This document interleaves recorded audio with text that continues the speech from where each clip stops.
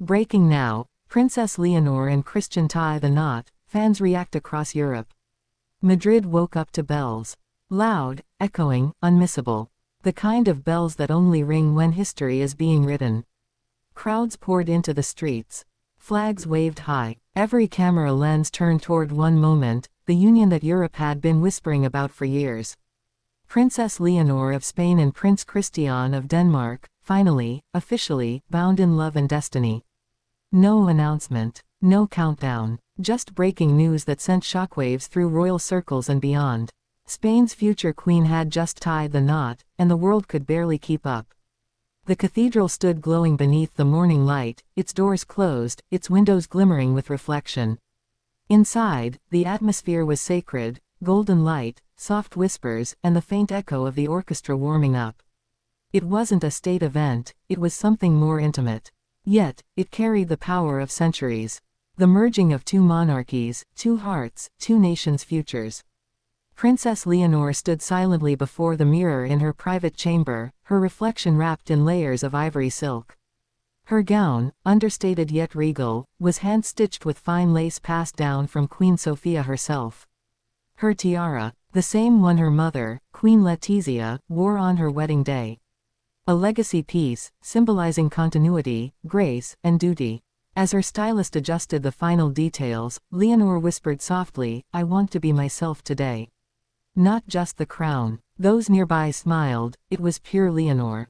Calm, poised, modern. Meanwhile, across the aisle in another wing of the cathedral, Prince Christian stood, his uniform tailored to perfection.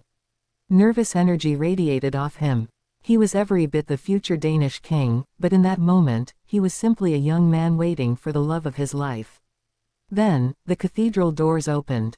The world fell silent. Leonor appeared, her steps graceful, her eyes shimmering not just with emotion, but with purpose.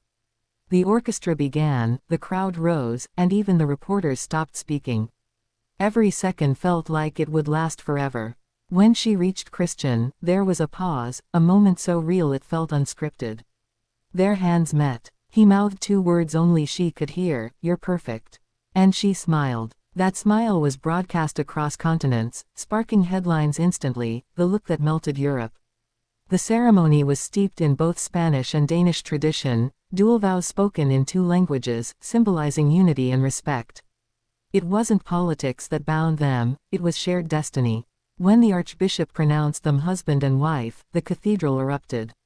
The applause was thunderous. Queen Letizia wiped tears. King Felipe smiled proudly, nodding toward his daughter with quiet pride. On the Danish side, Queen Mary reached for her husband's hand. Even the usually stoic King Frederick had a rare tear in his eye. And then came the kiss. A kiss that felt timeless, soft, poised, but powerful enough to stop an entire continent for a few seconds. It wasn't staged. It wasn't rehearsed. It was real, genuine, the kind of love moment that people will replay for generations. As the newlyweds emerged onto the grand steps of the cathedral, the roar of the crowd filled the air. Cameras flashed. Children waved flags. Chants of "Viva Leonor" and "Long live Christian" echoed from opposite ends of the plaza. Two cultures collided beautifully in one harmonious cheer. Then came the carriage procession. The golden carriage, restored specifically for this occasion, glistened under the sun. 6 white horses, polished armor, and rose petals cascading from balconies, it looked straight out of a fairy tale. Yet, inside that carriage, Leonor leaned her head on Christian's shoulder, whispering, "Can you believe it's us?" He laughed softly, "The world's watching. But I only see you." Across Europe, reactions poured in instantly. In Copenhagen, thousands gathered outside Amalienborg Palace, waving Spanish and Danish flags together for the first time in decades. In Madrid, people lined every street, singing royal anthems, cheering, and crying all at once. In London, commentators called it the union of the century. Social media exploded, royal watchers, fashion critics, and fans couldn't stop posting. Leonor's dress became an instant global trend. The hashtag Leonor and Christian dominated timelines within minutes. Even celebrities joined in, calling it a fairy tale made real. But amid the celebration, subtle glances told deeper stories. Queen Letitia's proud yet emotional expression hinted at years of guiding her daughter toward this destiny. King Philippe's firm handshake with Christian symbolized royal approval and trust. And when Princess Sophia hugged her sister after the ceremony, she whispered something that only Leonor heard. "Now the world sees what we've always known, you were born for this." Later that evening, the royal banquet began, opulent, yet full of heart. The hall of mirrors inside the royal palace gleamed with gold chandeliers and white roses. Heads of state, royalty, and dignitaries filled the tables. But all eyes turned when Leonor and Christian made their entrance. Their first dance was slow, classical, mesmerizing, the embodiment of grace and unity. During dinner, King Felipe stood to give a speech. "Today, Spain does not just gain a son-in-law," he said. "We gain family across borders. Love has no language, no boundary. And my daughter, she has proven that even royalty can follow their heart."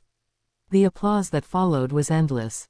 Then Christian took the floor, his voice sincere. "Leonor taught me that duty without love is hollow, and love without purpose is fleeting. Together, we found both." His words melted the room. Cameras captured every second, and the internet replayed it for hours. As the night sky darkened, fireworks burst above Madrid, painting the heavens in gold and red. The royal couple stepped onto the balcony, hand in hand, looking down at thousands of fans below. Leonor waved, tears in her eyes. Christian kissed her forehead. The crowd chanted their names again and again. For a moment, it felt as though the entire continent was united in celebration. Politics didn't matter. Tradition didn't divide. Love had triumphed, and it was royal. The next morning, Europe woke to headlines like, "History written in Madrid. 2 thrones, 1 love story. Princess Leonor marries for the ages." Analysts called it the beginning of a new royal era, one defined not by power, but by partnership.